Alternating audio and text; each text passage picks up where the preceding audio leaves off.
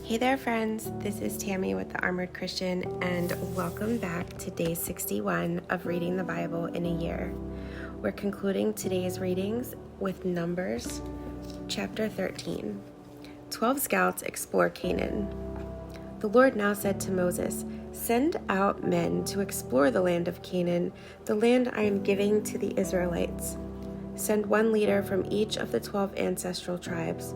So Moses did as the Lord commanded him. He sent out 12 men, all tribal leaders of Israel, from their camp in the wilderness of Paran. These were the tribes and the names of their leaders.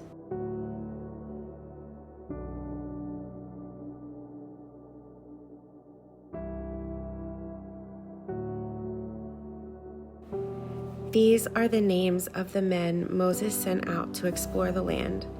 Moses called Hoshea, son of Nun, by the name Joshua. Moses gave the men these instructions as he sent them out to explore the land. Go north through the Negev into the hill country. See what the land is like and find out whether the people living there are strong or weak, few or many. See what kind of land they live in. Is it good or bad? Do their towns have walls, or are they unprotected like open camps? Is the soil fertile or poor? Are there many trees? Do your best to bring back samples of the crops you see. It happened to be the season for harvesting the first ripe grapes. So they went up and explored the land from the wilderness of Zin as far as Rehob, near Lebo Hamath. Going north, they passed through the Negev and arrived at Hebron, where Ahiman, Sheshai, and Talmai, all descendants of Anak, lived.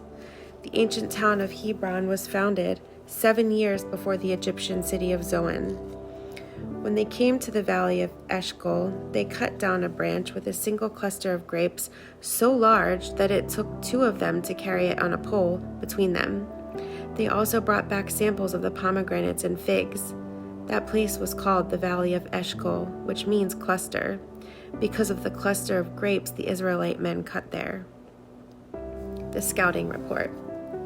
After exploring the land for 40 days, the men returned to Moses, Aaron, and the whole community of Israel at Kadesh in the wilderness of Paran. They reported to the whole community what they had seen and showed them the fruit they had taken from the land. This was their report to Moses. "We entered the land you sent us to explore, and it is indeed a bountiful country, a land flowing with milk and honey. Here is the kind of fruit it produces. But the people living there are powerful, and their towns are large and fortified. We even saw giants there, the descendants of Anak. The Amalekites lived in the Negev, and the Hittites, Jebusites, and Amorites live in the hill country. The Canaanites live along the coast of the Mediterranean Sea and along the Jordan Valley." But Caleb tried to quiet the people as they stood before Moses. "Let's go at once to take the land," he said. "We can certainly conquer it." But the other men who had explored the land with him disagreed. "We can't go up against them. They are stronger than we are." So they spread this bad report about the land among the Israelites. "The land we traveled through and explored will devour anyone who goes to live there. All the people we saw were huge. We even saw giants there, the descendants of Anak. Next to them, we felt like grasshoppers, and that's what they thought too."